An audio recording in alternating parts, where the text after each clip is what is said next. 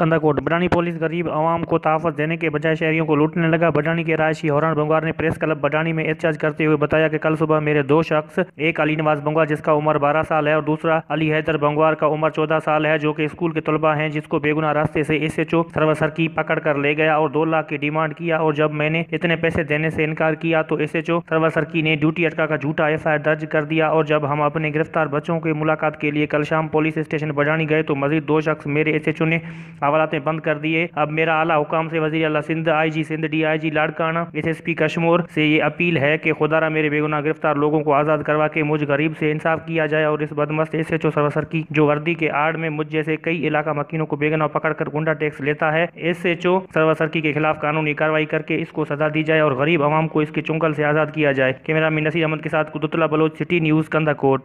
हम लाते हैं top news, आपके फेवरेट टॉक शोज और अनलिमिटेड एंटरटेनमेंट सिर्फ YouTube पर। अगर आपने अभी तक हमारा चैनल सब्सक्राइब नहीं किया तो अभी सब्सक्राइब करें और बेल आइकॉन को क्लिक करके हमारी लेटेस्ट वीडियोस के बारे में अपडेट जानें।